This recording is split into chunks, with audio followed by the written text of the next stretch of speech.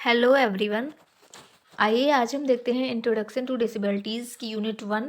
इसका हम पहले ऐतिहासिक परिचय देखेंगे। तो आइए स्टार्ट करते हैं। ऐतिहासिक जानकारी के अनुसार प्राचीन काल में विकलांग व्यक्तियों की मनोदशा बहुत ही शोचनीय थी। इन्हें राक्षस, बुरी आत्मा, पूर्व जन्म का पाप जानकर मार दिया जाता था और इन्हें हंसी का पात्र समझा जाता था तथा इनको जानवरों की तरह घसीटा जाता था।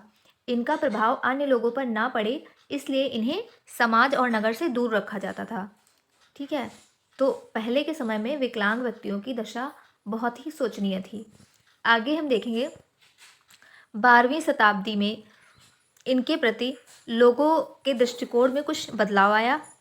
इनके लिए अलग व्यवस्था की जाने लगी, इनके लिए अलग व्यवस्थाएं होने लगी। उसके बाद में 17वीं शताब्दी में रेन स्कॉट ने इनको कुछ सिखाने की बात की और उसी समय बहरे और विकलांग व्यक्तियों के प्रशिक्षण की बात भारत में हुई। और यह समय था 5000 ईसा पूर्व पहले की ये बात थी, जिसमें विकलांगों को सम्मान की दृष्टि से देखा जाने लगा। फिर आगे देखेंगे,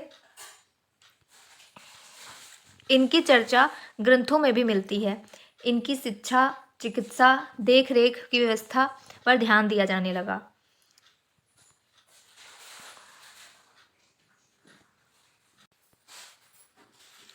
फिर आगे हम देखेंगे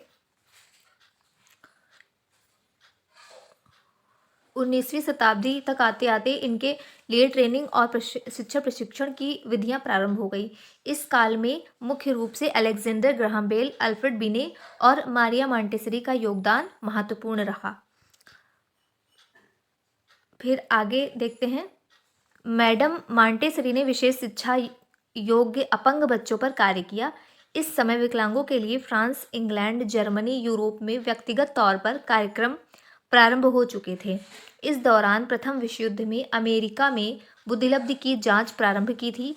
इस समय ग्रीस व रोम में विकलांग बच्चों को जीवित नहीं रखा जाता था, क्योंकि विकलांग युद्ध नहीं कर सकते थे। 1784 ईस्वी में पेरिस में दृष्टिहीनों के लिए प्रथम विद्यालय की स्थापना हुई। ये क्वेश्चन है कि पेरिस में दृष्टिहीनों के लिए प्रथम विद्यालय की स्थापना हुई। कब हुई? 1784 में हुई।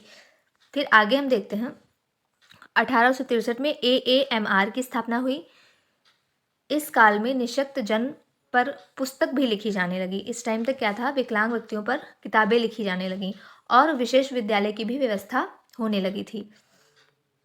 फिर उनके लिए विशेष अधिनियम भी बनने लगे थे। विकलांगों का ऐतिहासिक स्वरूप द्वितीय विश्व युद्ध के समय से अधिक प्रभावी हुआ।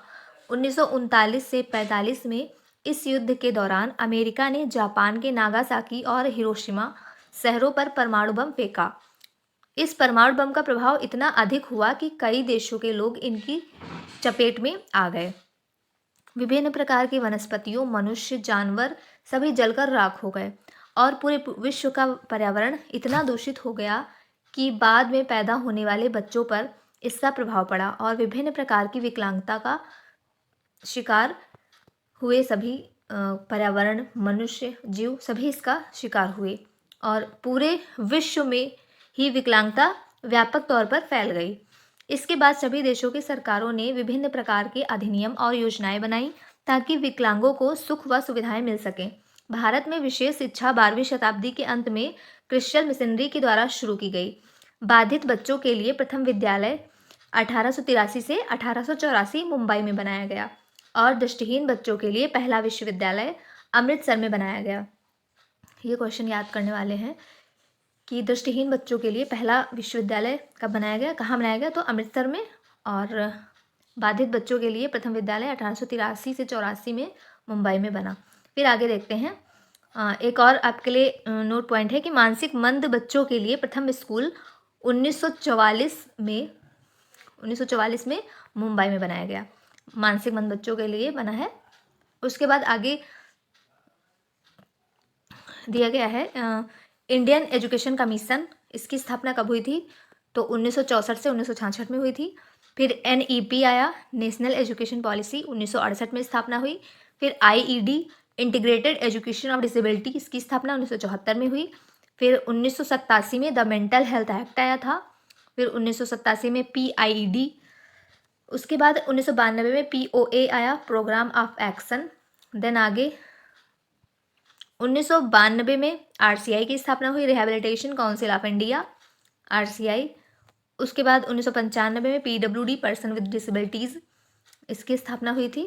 फिर 1999 में नेशनल ट्रस्ट एक्ट की स्थापना हुई, 2000 में नेशनल पॉलिसी ऑफ डिसेबिलिटी आई, और 2009 में राइट ऑफ एजुकेशन। फिर 1980 में वर्ल्ड हेल्थ ऑर्गेनाइजेशन की स्थापना हुई। तो ये यूनिट 1 आपकी कंप्लीट हो गई। कल हम पढ़ेंगे आपके पहले यूनिट की ही सब यूनिट 1.2। इसमें हम देखेंगे concept and definition of impairment, disability and handicapped, क्षति, अक्षमता, विकलांगता के बारे में हम कल पढ़ेंगे। आज के लिए इतना ही। Thank you.